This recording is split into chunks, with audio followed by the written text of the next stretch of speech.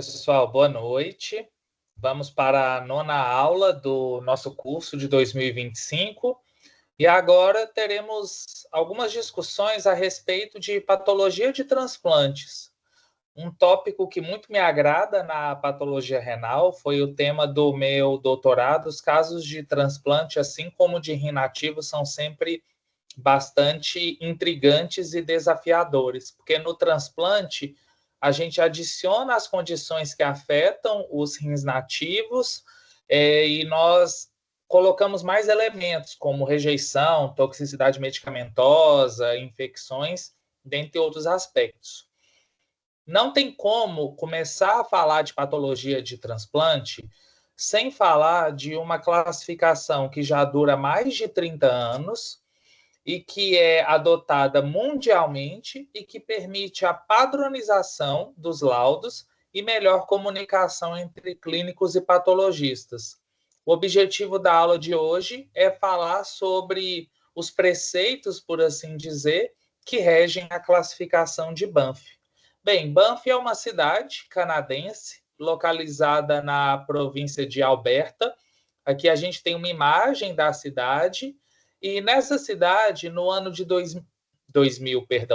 1991, ou seja, 34 anos atrás, reuniram-se patologistas de transplante, nefrologistas e cirurgiões para a elaboração de um consenso de diretrizes que pudessem guiar uma análise mais padronizada das biópsias de enxerto, não só de enxerto renal. Hoje a gente tem Banff para fígado, para coração, para pulmão, mas a gente pode dizer que foi o rim que deu o pontapé inicial para essa discussão. Desde então, existem conferências a cada 2 anos, eu já tive a oportunidade de ir a 5 delas, e a última foi no ano passado. Apesar do nome Banff, que é o grupo, né, o grupo Banff de patologia do enxerto, as reuniões nem sempre acontecem no Canadá, geralmente são no Canadá ou nos Estados Unidos, porém, em alguns momentos elas vêm para outros países. O primeiro Banff que eu fui foi no Brasil, em 2013, e o último foi em Paris no ano passado. Como eu já disse, essa classificação é utilizada para vários órgãos, porém ela é mais aprimorada, mais detalhada para rim, e ela ajuda no refinamento dos critérios diagnósticos. Ela não só dá os elementos, ou seja, quais parâmetros patológicos devem ser avaliados, como ela estabelece os critérios para o diagnóstico de condições como os tipos de rejeição, se são ativas ou crônicas, e outras doenças que afetam o enxerto renal. Ela se baseia principalmente na análise clássica pela hematoxilina e eosina e pelas colorações especiais, ou seja, pela microscopia óptica, mas ela também agrega elementos de imunistoquímica e, mais recentemente, microscopia eletrônica e biologia molecular. Porém, ela é uma classificação essencialmente morfológica. Quando a gente pensa em vantagens da classificação de Banff, podemos mencionar algumas. Ela é amplamente aceita, certo? Então, eu posso colocar aquelas letrinhas CT, CG, CI, e um patologista, um nefrologista que nem fala português vai entender o que eu estou falando. Ela é validada, certo? Por meio de estudos clínicos que indicam associação com padrão molecular, com resposta terapêutica, dentre outras formas de você validá-la. Ela estabelece critérios diagnósticos muito claros e sólidos, ou seja, eu tenho realmente um manual de como me guiar na análise de patologia de transplante. Ela permite a padronização dos laudos, até mesmo para pesquisas científicas, não só no campo da patologia, como ensaios clínicos, validação de abordagens terapêuticas e de métodos diagnósticos. Ela passa por uma revisão constante, bianual, e ela permite uma boa integração clínico-patológica. Na classificação de Banff, entram elementos clínico-patológicos, principalmente parâmetros laboratoriais, como, por exemplo, a pesquisa de DSA. Algumas desvantagens dessa classificação. Ela é tudo ou nada. Ou você tem rejeição ou você não tem rejeição, por exemplo. Agora, desde o penúltimo Banff de 2022, já tem havido uma maior abertura para os chamados fenótipos intermediários, ou seja, eu não posso falar que é rejeição, mas eu não posso afastar essa possibilidade. Esse paciente deve ser acompanhado mais de perto, ele pode desenvolver uma rejeição, um quadro mais brando relacionado a mecanismo aloimune. Ela é de difícil assimilação inicial. Quando a gente pega um artigo da classificação, é um pouco cansativo, é um pouco enfadonho e demanda uma prática, uma discussão constante para que nós estejamos habituados com os termos. Ela ainda dá pouca ênfase às lesões crônicas, ela dá mais ênfase a lesões agudas. Os novos métodos que são incorporados à classificação ainda são pouco acessíveis, como estudo molecular e microscopia eletrônica. Ainda é uma discussão estabelecida por poucos centros, o grupo de Alberta, no Canadá, o grupo de Paris, na França, algumas universidades norte-americanas, e basicamente é isso. As diretrizes ficam restritas a um grupo pequeno de patologistas e nefrologistas, e muitas vezes não consideram as peculiaridades de outros cenários, de outras realidades.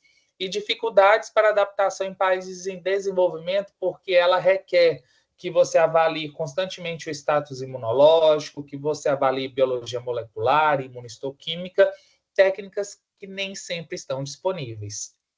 Quais são as categorias diagnósticas?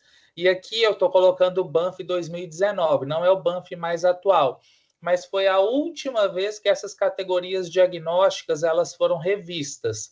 Categoria 1 de Banff é uma biópsia normal ou com alterações não específicas. Categoria 2, as chamadas alterações mediadas por anticorpos, não necessariamente vai ser uma rejeição mediada por anticorpos. Categoria 3, alterações borderline para rejeição mediada por células T. Categoria 4, rejeição mediada por células T, seja ela aguda ou ativa ou crônica ativa. Categoria 5, outrora denominada fibrose intersticial de etiologia indeterminada. Por ser uma categoria muito pouco específica, essa nomenclatura está caindo em desuso. Hoje, a nefrite por poliomavírus ocupa a categoria 5, e na categoria 6, outros diagnósticos que não se encaixam nessas outras que eu mencionei anteriormente.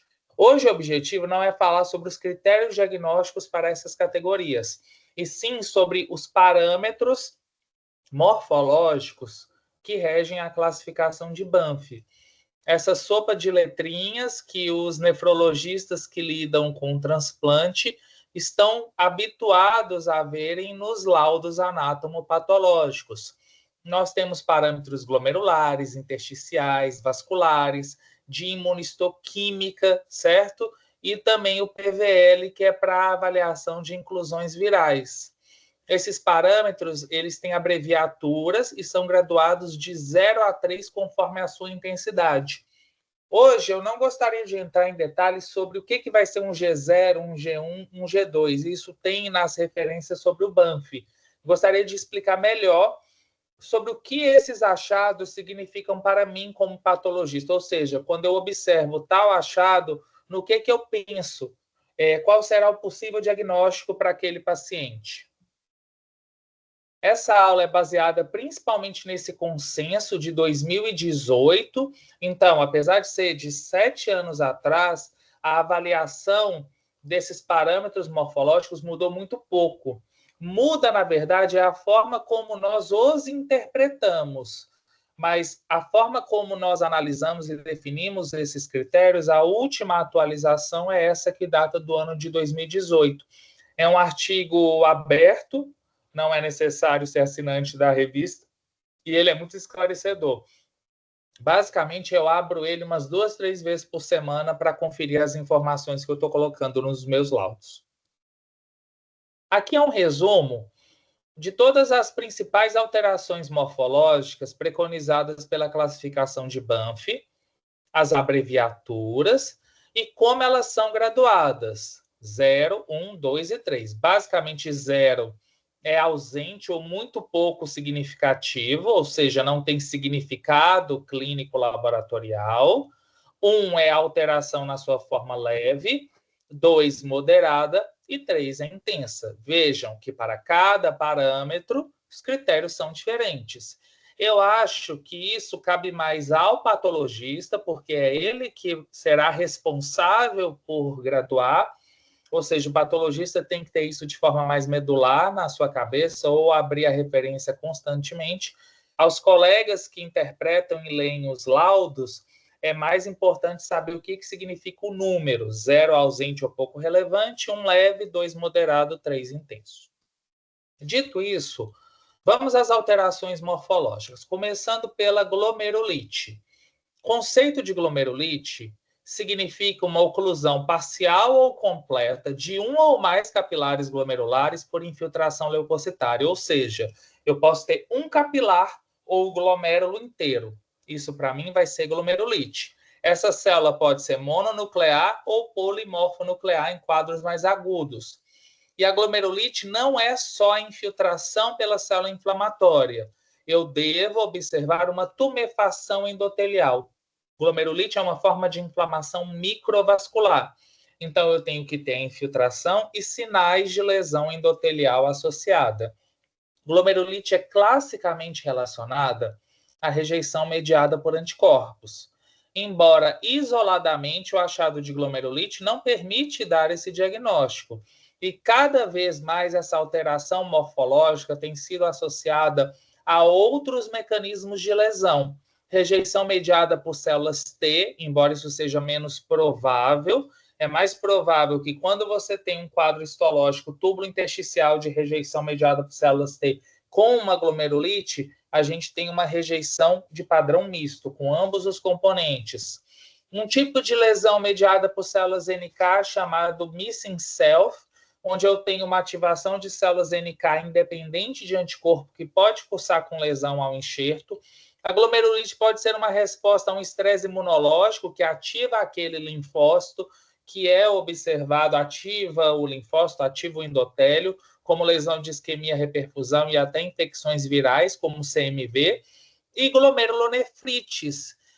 Quando eu tenho um quadro de glomerulite, o paciente tem síndrome nefrótica, tem sumário de urina ativo, tem história de uma doença de base, como uma IgA, um lúpus, o ideal é que eu complemente com imunofluorescência para afastar que não seja um mecanismo de rejeição, e sim uma recidiva ou uma glomerulopatia de novo comprometendo aquele enxerto.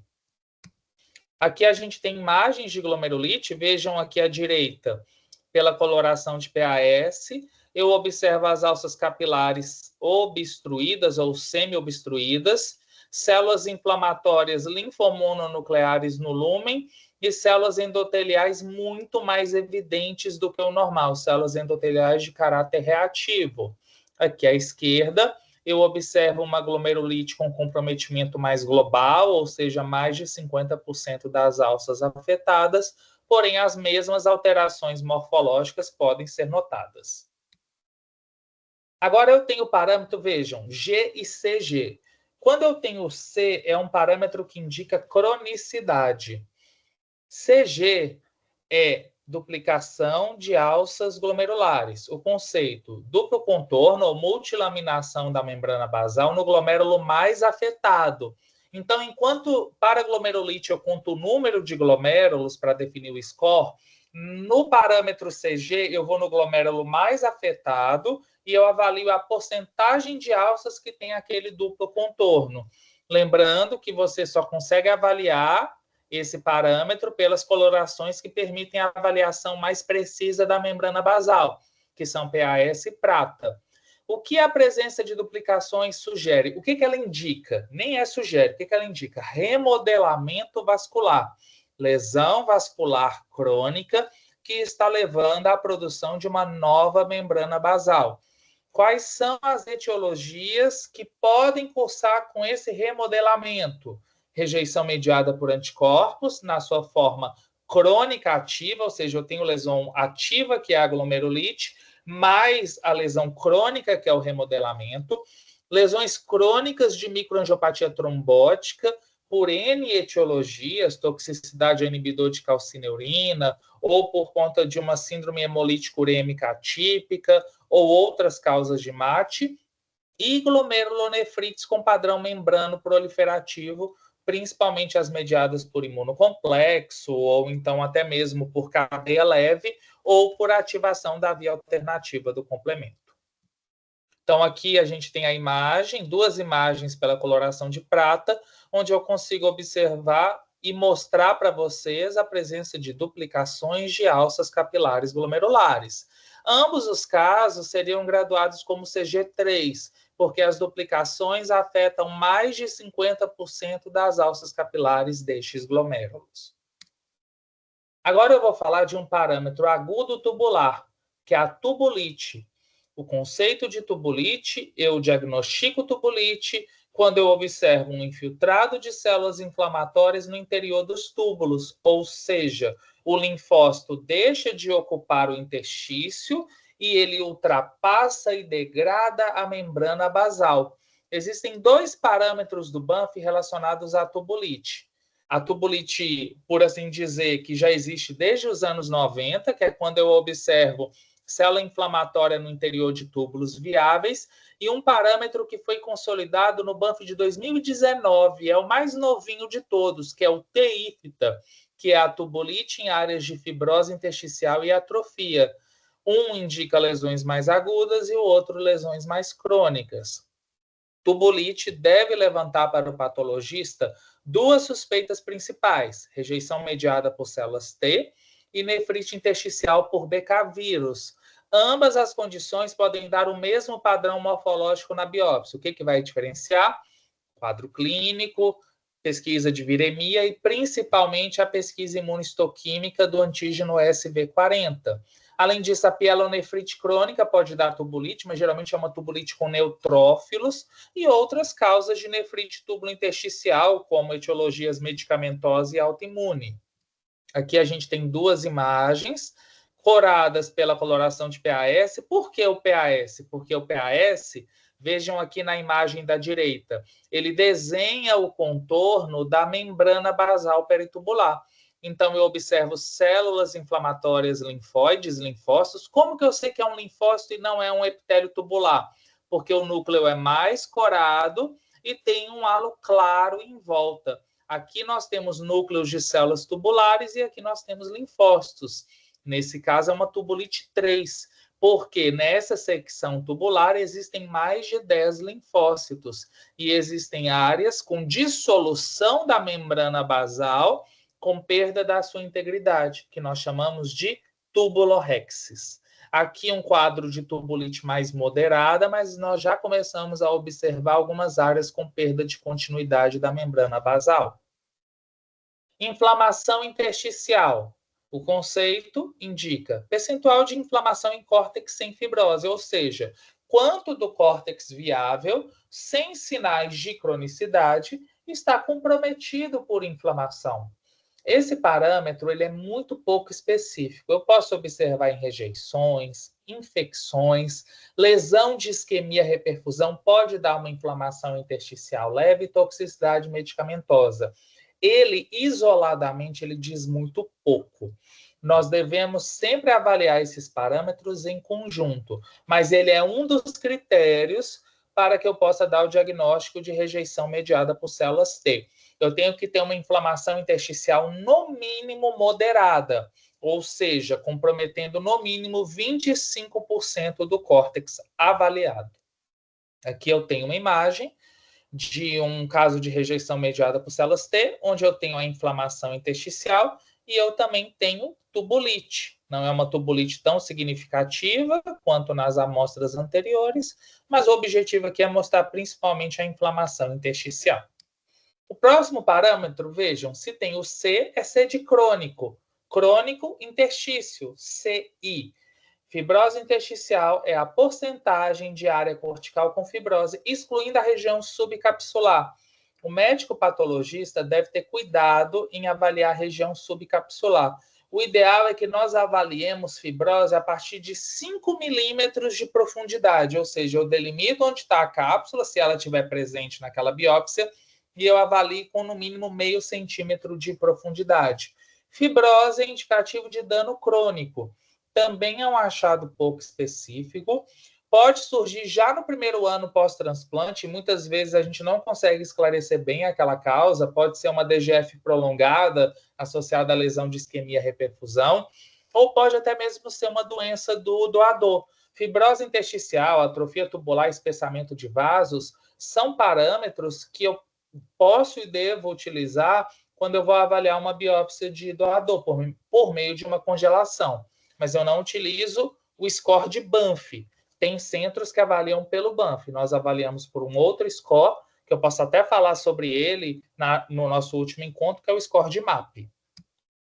Aqui é uma escala visual que permite ao patologista estimar a fibrose. Então, tudo que for amarelo aqui é fibrose. Então, eu tenho desde um córtex pouco afetado. Essa fibrose, ela pode ser PET, focal, ou ela pode ser uma fibrose difusa na área comprometida. Então, vejam que essa escala me permite estimar o grau de fibrose. Aqui eu já tenho uma outra escala considerando um córtex renal, porque eu estou vendo aqui os glomérulos em azul. Então, fibrose, inflamação, tudo eu avalio no córtex. A medula me permite avaliar poucos parâmetros, como pericapilarite, C4D e também avaliar SB40. A maior parte dos parâmetros da classificação de Banff é baseada na avaliação do córtex renal. Por isso que em condições ideais eu devo ter pelo menos 10 glomérulos e 2 vasos de médio calibre em condições de estudo. Além disso, eu tenho C de crônico, T de túbulo. Atrofia tubular, qual é o conceito? Redução do diâmetro tubular com achatamento das células epiteliais, perda da borda em escova e espessamento da membrana basal peritubular. Novamente, é um parâmetro pouco específico, é um parâmetro de dano crônico ao interstício. Uma informação importante é que nem sempre eu vou ter os dois em conjunto. Pode haver casos nos quais eu vou observar mais atrofia tubular do que fibrose, por exemplo, nas estenoses vasculares. E pode haver casos onde eu vou observar mais fibrose do que atrofia tubular, como, por exemplo, quando eu observo fibrose do doador ou secundária à lesão de isquemia-reperfusão. É uma alteração pouco específica, mas que ajuda, assim como no rim nativo, a definir o grau de cronicidade naquela biópsia. Aqui nós temos uma biópsia corada pela Masson, onde eu observo a fibrose e os túbulos atróficos, semelhante ao que eu mostro para vocês no rim nativo. Agora, os parâmetros mais recentes. Total de inflamação cortical. Até 2015, o único parâmetro para avaliar a inflamação cortical era o I, só que ele só avalia áreas de córtex viável. Até 2015, eu não tinha a possibilidade de falar que uma rejeição mediada por células T era crônica. Hoje eu já tenho essa possibilidade. Então, é um parâmetro mais fidedigno de quanto do córtex está inflamado. Ou seja, eu avalio o percentual do córtex inflamado, independente de ter fibrose ou não. Ele é mais fidedigno do envolvimento cortical por inflamação e tem melhor associação com o diagnóstico de rejeição mediada por células T. Ele ajuda a informar quais são os casos, juntamente com outros parâmetros que eu vou mencionar, que serão mais responsivos à terapêutica, que geralmente envolve corticoide ou, nos casos mais graves, a timoglobulina. Um outro parâmetro que surgiu a partir de 2015 foi consolidado em 2017, do Banff de 2017, que foi em Barcelona, a inflamação em áreas de fibrose e IFTA. IFTA de fibrose e atrofia, né, do inglês, Interstitial Fibrosis and Tubular Atrophy, e o I de inflamação. É o percentual das áreas de fibrose que apresentam inflamação. O que significa isso? Quanto do leito fibrótico está inflamado? É uma medida percentual, certo? É uma fibrose. O que isso indica? Primeiro diagnóstico que a gente tem que procurar é fenômenos aloimunes, principalmente rejeição mediada por células T crônica. Quando ela é moderada ou acentuada, ela se associa a esse diagnóstico, mas pode estar presente em outras condições. Também a nefrite por BK vírus e a pielonefrite crônica podem dar inflamação em leito fibrótico. Vejam aqui, eu tenho 2 biópsias renais coradas pelo maçom. Lembrem-se que no maçom eu avalio a fibrose, ela fica azulada. Então, em azul, eu tenho aqui a fibrose. Vamos avaliar os parâmetros. O que significa o I? O I é inflamação no córtex viável. Vejam, os pontinhos amarelos são células inflamatórias. Eles ocupam principalmente o leito fibrótico, mas da área viável é muito pouco. Eu tenho um I1. A fibrose pega cerca de 40%, 50% do fragmento. Ela é uma fibrose moderada, CI2. O total de inflamação envolve mais ou menos uns 40% desse fragmento, então é TI2. E a porcentagem do leito fibrótico inflamado é mais do que 50%, ou seja, a inflamação ocupa mais de 50% do leito fibrótico. Eu tenho IIFTA3. Agora vamos ver um outro fragmento. Ele tem a mesma quantidade de inflamação, porém eu tenho a inflamação mais na área viável. Então eu tenho I2, a fibrose é a mesma coisa, o total de inflamação também, e a porcentagem de inflamação nas áreas de fibrose é menor. O que é importante? O que isso indica? Esses dois casos podem receber diagnóstico de rejeição mediada por células T. Qual deles apresentará melhor resposta à terapia de imunossupressão, a uma corticoterapia ou a uma eventual timoglobulina? Aquele no qual a inflamação é mais nas áreas viáveis. A inflamação na área fibrótica é menos responsiva à abordagem terapêutica. Agora vamos para parâmetros vasculares. Arterite, um parâmetro já de maior gravidade. É a inflamação na camada íntima de artérias de médio calibre, com envolvimento mais frequente dessa camada, mas pode ser transmural. O que a arterite indica? A arterite é o parâmetro mais específico para rejeição, principalmente rejeição mediada por células T, mas pode estar presente em rejeição mediada por anticorpos também. Porém, ela é pouco frequente, ela está presente nos casos mais graves de rejeição. E ela pode estar associada também à trombose do enxerto nestes casos de maior gravidade, porque existe uma necrose da parede nos quadros mais graves, e isso pode favorecer a formação de coágulos intravasculares, que são os trombos. Vejam aqui imagens de arterite. Eu tenho uma artéria seccionada longitudinalmente, eu tenho células inflamatórias linfomononucleares, eu tenho destacamento endotelial. Não basta ter só a célula, que é a intimite. Eu preciso de ter o endotélio reativo e destacado. Aqui a imagem de um vaso na coloração de prata. Como que ela é graduada? Aqui eu tenho uma arterite V1, quando a inflamação é só intimal e o vaso está muito pouco obstruído.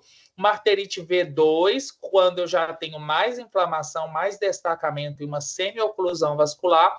E uma arterite V3, quando eu tenho total oclusão e principalmente necrose fibrinoide ou inflamação transmural. Inflamação comprometendo todas as camadas da parede vascular. Todas as arterites já indicam, os graus de arterite já indicam rejeições com um quadro maior de gravidade. E ela está mais presente na rejeição mediada por células T. Agora eu tenho o parâmetro crônico, que é o CV, C de crônico e V de vaso, ou de vessel, do inglês. O conceito é um espessamento fibroso de novo da íntima de artérias amostradas. E é importante afastar a doença do doador. Essa alteração pode não necessariamente indicar uma doença que começou após o transplante, e sim uma doença que já estava presente em um doador hipertenso ou diabético e que o enxerto, né, ele já foi colocado, já foi implantado com essa alteração. Como que eu graduo? Com base no grau de redução da área, no grau de redução do lúmen. Aqui eu tenho uma parede normal. Quando eu tenho, vejam, que um espessamento que parece muito delicado, ele já indica 25% de redução. Esse espessamento, essa segunda linha, já é 50%. Quando eu tenho de 0 a 25%, eu chamo de CV1. Quando eu tenho de 25% a 50%, eu chamo de CV2. E quando eu tenho mais de 50%, é o CV3. Esse mais de 50% é aquele parâmetro do Banff que a gente avalia, relação parede-lumen maior que 0,5, quando já tem um estreitamento da área luminal superior a 50%. Então, quando eu tenho linfócitos na parede, isso indica uma rejeição crônica, uma arteriopatia crônica do transplante, ou uma nefrosclerose benigna do enxerto, ou doença do doador. Vejam aqui um quadro de CV1, certo? O espessamento é muito leve. Eu posso ver uma biópsia de congelação, isso não vai entrar no critério relação parede-lumen maior que 0,5. É um espessamento, mas ele não é significativo. Ao contrário dessa artéria, que já tem uma fibrose intimal mais proeminente, e o lúmen, vocês podem ver que ele já está mais comprimido. Vejam aqui imagens também de quadros mais crônicos, quando eu tenho duplicação da lâmina elástica, isso pode estar associado a uma hipertensão crônica refratária, e aqui o quadro de arteriopatia com inflamação e espessamento fibroso, indicativo de rejeição crônica, principalmente rejeição crônica mediada por células T. Pericapilarite, o próprio nome já diz, a inflamação no capilar peritubular. É uma infiltração leucocitária em ao menos 10% dos capilares peritubulares, habitualmente associada à dilatação dos vasos e também à alteração reativa endotelial.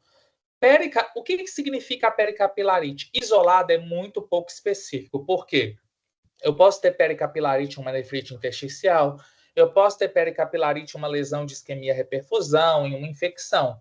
A pericapilarite adquire um significado que pode indicar rejeição quando ela está associada à glomerulite, principalmente rejeição mediada por anticorpos. Rejeição mediada por células T pode ter pericapilarite? Pode, mas é muito pouco comum que uma rejeição mediada por células T tenha glomerulite. Então, o achado de pericapilarite isolado, ele deve ser informado? Deve, mas com muita cautela, porque ele não é tão específico quanto a glomerulite.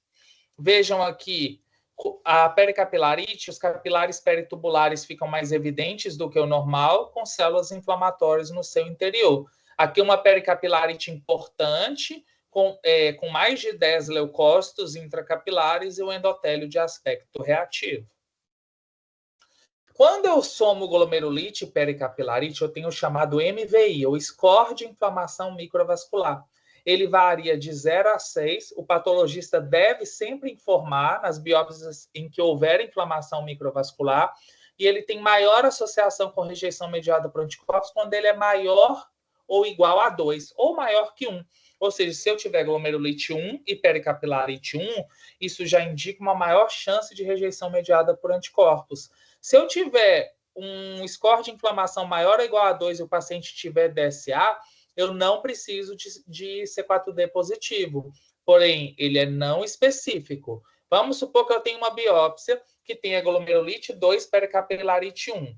Paciente veio imunofluorescência, tem IgA. A gente esquece isso. Quando eu tenho alguma outra causa que não a rejeição que justifique essa inflamação, como uma glomerulonefrite, eu não devo valorizar esse score, por mais que tenha DSA e C4D. E ele tem uma associação com a expressão de produtos moleculares da célula endotelial ativada, que podem, inclusive, substituir como critério diagnóstico para RMA. Outros parâmetros, muitas vezes não citados, porque não estão diretamente associados à rejeição. Aumento de matriz mesangial, como o próprio nome fala, a matriz mesangial expandida, como no caso de enxertos com tempo mais avançado de transplante, maior que 10 anos, ou pacientes com diabetes.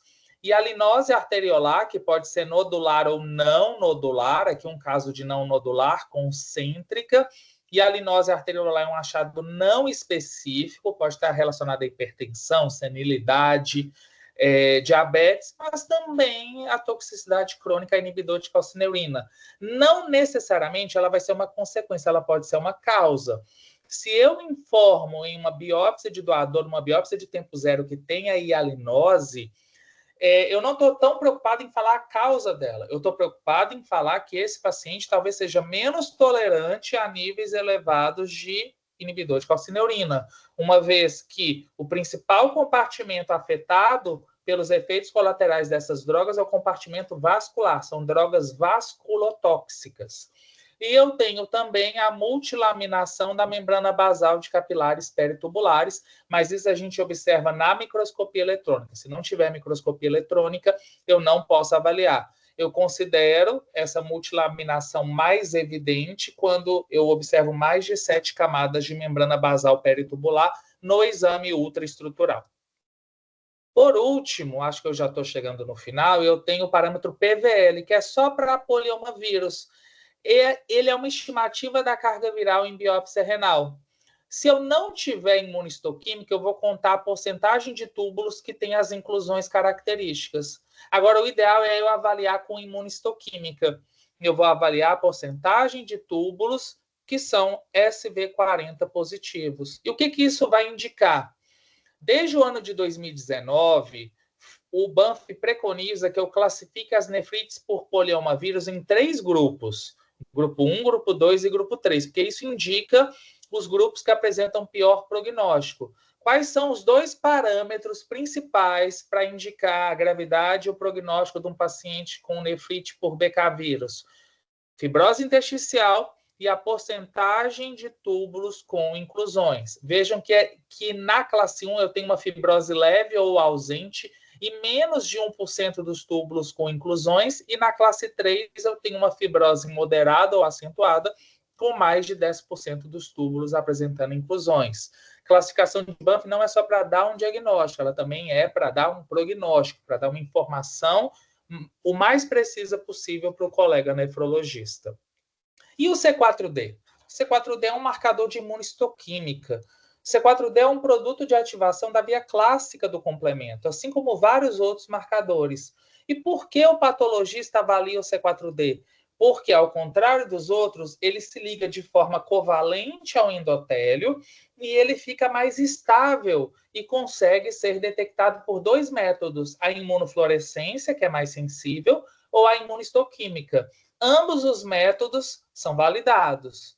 Porém, na imunofluorescência, eu só considero C4D positivo se houver marcação em mais de 10% dos capilares peritubulares. Na imunistoquímica, qualquer capilar peritubular é válido. E para fins diagnósticos, não me importa se é 1% ou 100% dos capilares peritubulares. C4D positivo é C4D positivo. Ele indica ativação do sistema do complemento. Ah, não é rejeição mediada por anticorpos? Não necessariamente. Ele vai indicar rejeição mediada por anticorpos quando eu tiver sinais de inflamação microvascular, principalmente se o paciente tiver anticorpos específicos anti-HLA do doador.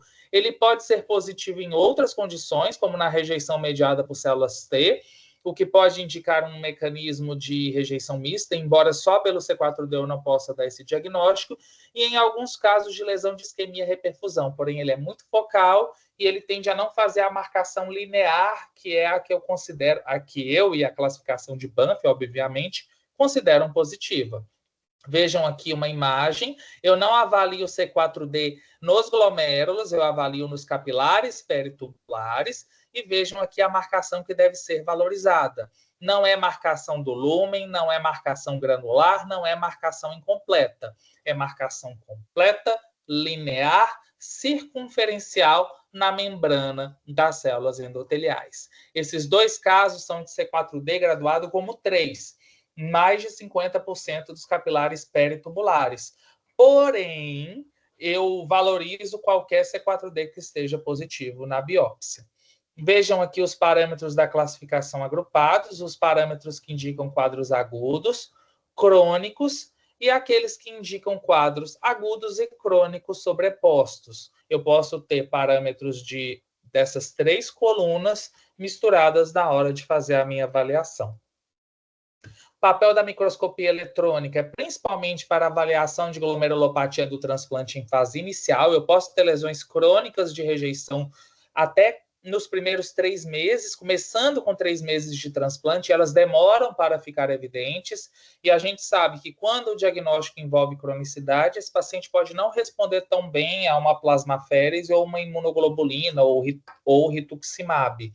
Além disso, ele permite uma melhor definição de alterações em células endoteliais, aquele endotélio reativo, O parâmetro de multilaminação da membrana basal de capilar peritubular, que é útil para o diagnóstico de rejeição crônica, só pode ser avaliado pela eletrônica, e a avaliação de glomerulopatias, assim como é relevante no rim nativo.